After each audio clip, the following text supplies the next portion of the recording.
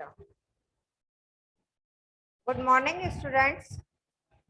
आज हम हिंदी खंड में काव्य खंड में पहला पाठ पवन दूतिका, इसका अर्थ समझेंगे।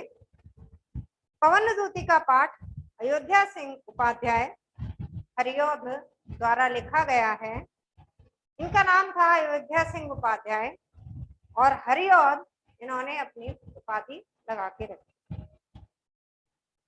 पवन दूतिका पाठ में थोड़ा सा मैं आपको इसकी भूमिका समझा दूं कि पवन दूतिका पाठ में जब श्री कृष्ण अक्रूर जी उन्हें लेने आए थे और वो मथुरा चले गए थे।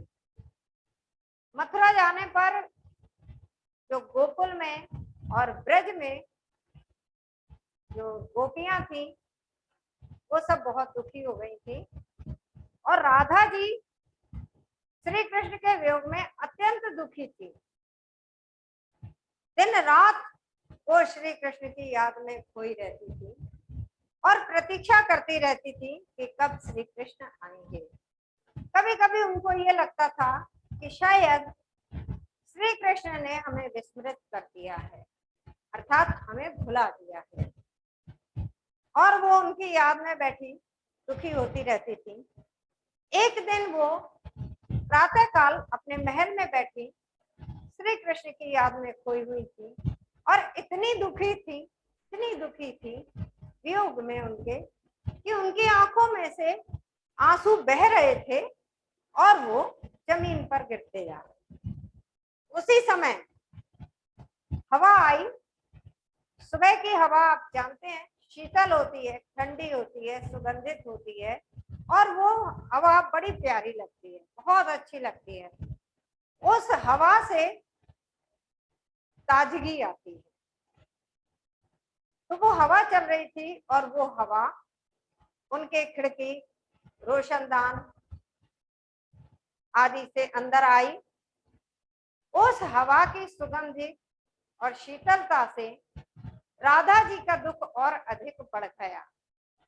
आपको मैं बता दूं, नायक नायिका के संयोगावस्था में, अर्थात जब वो पास पास होते हैं तो जितनी चीजें प्रकृति की जितने भी अवयव होते हैं वो उन्हें सुख देते हैं। वियोग में, अर्थात जब नायक और नायिका दूर दूर होते हैं, एक दूसरे के पास नहीं होते, तो वही चीजें, जो प्रकृति की चीजें उन्हें संयोगावस्था में सुख देती थी, वही वियोगावस्था में दुख देने लगती हैं। तो जो प्रातःकालीन हवा थी संयोगावस्था में तो उन्हें अच्छी लगती। जब श्री कृष्ण ब्रज में थे, गोकुल में थे, तब राधा जी को वही सुबह वाली हवा अच्छी लगती थी, सुगंधित लगती थी, शीतल लगती थी। लेकिन अब जब श्री कृष्ण पास में नहीं है उनके, श्री कृष्ण मथुरा चले गए हैं, तो वही प्रातःकालीन शीतल हवा और सुगंधित हवा उनके कष्ट को, उनके दुख को, उनके वियोग को और अधिक बढ़ाने लगी। तो वो पवन दूतिका, पवन को, इसका नाम है लेसन का पवन दूतिका। तो राधा जी ने उस प्रातःकालीन हवा को ही अपना दूतिका बना लिया। अर्थात दूत कहते हैं जो किसी एक व्यक्ति का संदेश किसी दूसरे व्यक्ति को पहुंचाता है। आजकल संदेश पहुंचाने के बहुत सारे स्रोत हैं, माध्यम हैं, बहुत सारे साधन हैं, परंतु प्राचीन समय में, पहले के समय में कुछ माध्यम ऐसे लोगों के पास नहीं थे, तो वो क्या करते थे, नायक और नायिका प्रकृति के ही किसी अवयव को अपना संदेशवाहक बना लेते थे। बहुत समय से ये चला आया है। महाकवि कालिदास ने भी एक मेघदूतम काव्य की रचना की है, उसमें भी उन्होंने ये बताया है कि नायक जो है यक्ष, वो मेघ को, बादल को अपना दूत बना लेता है। वैसे ही यहाँ पर इस पाठ में राधा जी पवन को, हवा को अपना दूत बना लेती हैं और उसको समझाती हैं कि तुम्हें श्री कृष्ण के पास तक हमारा संदेश कैसे पहुंचाना है, क्या कहना है उनसे। इस पाठ में यही बताया गया है। इस पाठ की मैं आपको विशेषता बता दूं कि इस पाठ में अर्थ बहुत सरल है। बस इसमें क्या है कि पर्यायवाची शब्दों का बहुत अधिक प्रयोग हुआ है, तो इसलिए जिसको पर्यायवाची आते होंगे उसके लिए ये पाठ समझना बिल्कुल मुश्किल नहीं है, बहुत सरल है। आप बस पर्यायवाची पर ध्यान दें और अर्थ आपका स्वयं निकलता चला आएगा। अब शुरू करते हैं हम इस पाठ को। बैठी खिन्ना एक दिवस वे गेह में थी अकेली, आके आंसू दृग युगल में थे धरा को भिगोते, आई धीरे इस सदन में पुष्प सदगंध कोले, प्रातः वाली सुपवन इसी काल वातायनों से। अब वो कवि कह रहे हैं कि एक दिन राधा जी अपने घर में, गेह माने घर, गेह माने महल, तो गेह माने घर ही होता है, पर राधा जी महल में रहती थी। तो राधा जी अपने महल में बैठी हुई थी अकेली, आके आंसू दृग युगल, दृग माने आंखें, युगल माने दोनों, दृग युगल में थे धरा को भिगोते, धरा माने पृथ्वी, उनके दोनों आंखों से आंसू बह रहे थे और वो पृथ्वी को गीला कर रहे थे, अर्थात आंखों से इतने आंसू बह रहे थे कि वो पृथ्वी पर गिर रहे थे। आई धीरे इस सदन में पुष्प सदगंध कोले, और उसी समय राधा जी दुखी बैठी थी, उसी समय सदन, सदन माने भी घर होता है, गेह माने भी घर होता है, उनके घर में पुष्पों की सुगंधि से युक्त हवा ने, वातायन, वात माने हवा होती है, आयन माने आने का मार्ग, जहां से घर में हवा आती है उसे हम वातायन कहते हैं, चाहे वो खिड़की हो, चाहे रोशनदान हो, चाहे झरोखे हो, उन सबको वातायन कहा जाता है।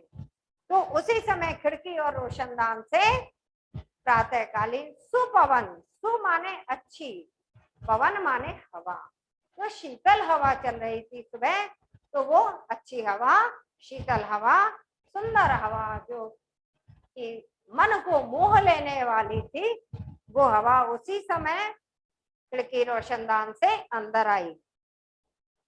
संतापों को विपुल बढ़ता देख के दुखिता हो, धीरे बोली सदुख उससे श्रीमती राधिका यूं। जब शीतल सुगंधित पवन अंदर आई तो राधा जी का दुख और अधिक बढ़ने लगा। हमने आपको बताया भी है कि जब संयोगावस्था में जो चीजें सुख देती हैं, वियोगावस्था में वही दुख को और अधिक बढ़ाती हैं। तो अब हवा तो बहुत अच्छी थी, शीतल थी, सुगंधित थी, खुशबूदार हवा थी, परंतु उस हवा से राधा जी का दुख और अधिक बढ़ता गया। संतापों को, संताप माने दुख को, विपुल बढ़ता देख करके और अधिक बढ़ता देख करके दुखिता हो, दुखी हो करके धीरे बोली सदुख, स माने सहित, दुख माने दुख, दुख सहित, यानी दुखी हो करके राधा जी धीरे से बोली पवन से, प्यारी प्रातः पवन इतना क्यों मुझे है सताती, क्या तू भी है कलुषित काल की क्रूरता से। अब राधा जी कह रही हैं कि हे प्रातःकालीन चलने वाली सुगंधित शीतल प्यारी पवन, प्यारी हवा, तुम मुझे इतना क्यों सता रही हो, अर्थात तुम मेरे महल में आई हो तो जिस तुम्हारे आने से मेरा दुख और अधिक बढ़ गया है, तुम मुझे इतना क्यों सता रही हो। अर्थात तात्पर्य इसका यह है कि जैसे ही वो शीतल सुगंधित पवन आई तो राधा जी को श्री कृष्ण की याद और अधिक सताने लगी। तो वो यही कहती हैं कि हे पवन, तुमने मेरा दुख और अधिक बढ़ा दिया, क्या तू भी है कलुषित हुई काल की क्रूरता से। अब वो कह रही क्या तुम्हें भी समय की क्रूरता ने सताया है, क्या तुम भी समय की क्रूरता द्वारा सताई गई हो, तुम्हें भी समय ने दुखी किया है क्या। क्योंकि जो व्यक्ति दुखी होता है वो अधिकतर दूसरों को दुखी करता भी है। तो वो कह रही अगर तुम मुझे हे पवन तुम मुझे इतना दुखी कर रही हो, क्या तुम्हें भी समय ने सताया है? तुम्हें भी समय ने क्या दुखी किया है? अब वो राधा जी श्री कृष्ण के बारे में पवन से बात करती हैं कि मैं क्यों दुखी हूं। मेरे प्यारे नवजलद से कंज से नेत्र वाले, जाके आए ना मधुबन से और ना भेजा संदेश। अब वो कह रही हैं कि मैं इसलिए दुखी हूं हे पवन, क्योंकि मेरे प्रिय नवजलद से नए बादलों जैसे और कमल से सुंदर नेत्र वाले जाके आए ना मधुबन से। मधुबन माने मथुरा, मथुरा में मधुबन था और वृंदावन में ब्रज के पास वृंदावन था। तो कह रही मधुबन, मधुबन माने मथुरा गए, वहां से लौट कर नहीं आए और ना ही कोई संदेश भेजा। मैं रो रो के प्रिय विरह से बावली हो रही हूँ, जाके मेरी सब दुख कथा शाम को तू सुना दे। अब वो कह रही है मैं अपने प्रिय के वियोग में, क्योंकि वो मथुरा चले गए, मैं उनके वियोग में रो रो कर बावली, बावली माने पागल सी हो रही हूँ, जाके मेरी सब दुख कथा। अब तुम ऐसा करो, मेरी दूतिका बन जाओ और मेरा संदेश, मेरे दुख की सारी व्यथा कथा जा करके तुम उन्हें सुना दो। उनका कहने का तात्पर्य था कि पवन तो कहीं भी आ जा सकती है, हवा कहीं भी आ जा सकती है, जब वो यहाँ आ सकती है तो वो मथुरा भी जा सकती है। तो वो कहती हैं उसी को ही अपनी दूतिका बनाकर कि तुम मेरा संदेश श्री कृष्ण को सुना देना, मेरे दुख की पूरी कथा, पूरी व्यथा सब जाकर मेरे श्याम सुंदर को तुम सुना दो। अब वो उनको, पवन को, हवा को रास्ता बताती हैं। भाई जब आप किसी को कहीं भेजा जाता है तो घर का पता बताया जाता है, रास्ता भी बता दिया जाता है कैसे कैसे आपको जाना है। उसी प्रकार राधिका जी जो है वो पवन को, हवा को रास्ता बता रही हैं कि तुम्हें श्री कृष्ण तक कैसे पहुंचना है। ज्यों ही मेरा भवन तज तू अल्प आगे बढ़ेगी, शोभा वाली सुखद कितनी मंजू कुंजियां मिलेंगी। अब वो कह रही हैं कि जैसे ही तुम मेरे महल से, मेरे घर से आगे बढ़ोगी, थोड़ा सा आगे चलोगी, तो तुम्हें वहां पर शोभा वाली सुखद कितनी मंजू कुंज मिलेंगी। मंजू माने सुंदर, कुंज माने कुंज होता है, लता कुंज। पुराने समय में ऐसा होता था कि पेड़ लगे होते थे और पेड़ की छाया ऐसे होती थी, तो वो नीचे जो समतल भाग होता था, जो थोड़ा सा मैदान जैसा होता था, वो पूरी पेड़ों की छाया से ढका रहता था, उसे कुंज कहते हैं। वहां पर सुंदर सुंदर लताएं हुआ करती थी, सुंदर फूल होते थे, छाह ठंडी होती थी। तो वो यही कह रही हैं कि जैसे ही तुम मेरे घर को छोड़कर थोड़ा आगे बढ़ोगी, वहां तुम्हें आगे बढ़ते ही सुंदर और सुख देने वाली, सुखद माने सुंदर और सुखद, सुख देने वाली वो कुछ मंजू कुंज मिलेंगी, जहां पर तुम प्यारी छाया मृदुल स्वर से मोह लेगी तुझे वे। उनकी छाया बहुत शीतल और प्यारी होती है, उन कुंजों की, सुंदर भी है, शीतल और छायादार भी है। तो वो छाया तुम्हें मोह लेगी और वहां पर पक्षियों की मधुर, ये है ना मृदुल स्वर, तो वहां पर पक्षी भी कोलाहल करते हैं, बड़े मीठे स्वर में बोलते हैं।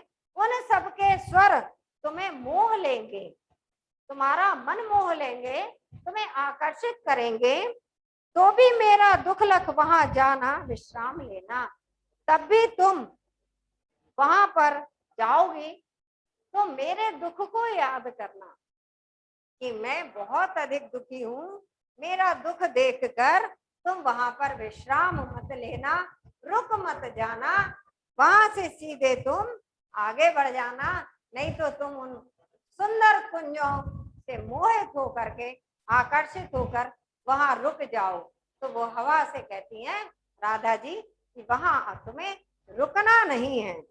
थोड़ा आगे सरस रव का धाम सत पुष्प वाला, अच्छे अच्छे बहुद्रुम लतावान सौंदर्यशाली, प्यारा वृंदा विपिन मन को मुग्धकारी मिलेगा, आना जाना इस विपिन से मोह मान न होना। अब वो कह रही हैं थोड़ा आगे तुम बढ़ोगी, सरस रव, सरस माने मधुर, अच्छी लगने वाली, ध्वनि, रव माने ध्वनि का धाम सत पुष्प वाला, सुंदर ध्वनि से युक्त और अच्छे अच्छे पुष्पों से युक्त एक धाम, धाम माने स्थान तुम्हें मिलेगा, अच्छे अच्छे बहुद्रुम, वहां पर बहुत अच्छे अच्छे पेड़ लगे होंगे, लतावान सौंदर्यशाली और सुंदर सुंदर लताओं से युक्त वो स्थान होगा, प्यारा वृंदा विपिन मन को मुग्धकारी मिलेगा। और वो स्थान क्या होगा? वृंदावन। बहुत ही सुंदर है वो तुम्हें, तुम्हारे मन को मोह लेगा, तुम्हारे मन को मोहने वाला ऐसा वृंदावन भी तुम्हें मिलेगा आगे चलने पर। आना जाना तुम उस वृंदावन में, उस सुंदर वृंदावन में, उस मोह, मन को मोह लेने वाले वृंदावन में तुम जाना और वहां से निकल जाना।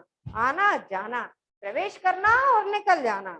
इस विपिन से मोह मानना होना, उस जंगल से निकल जाना, उस पर मोहित होकर रुक मत जाना, उस पर मोहित मत हो जाना, उस वृंदा विपिन पर, उस वृंदा विपिन से आगे बढ़ जाना। यहाँ तक आज हम आपको पढ़ा रहे हैं, इसके आगे का हम आपको नेक्स्ट क्लास में पढ़ाएंगे। ठीक है, अब आपकी क्लास ऑफ होती है, ऑफ कर दूं।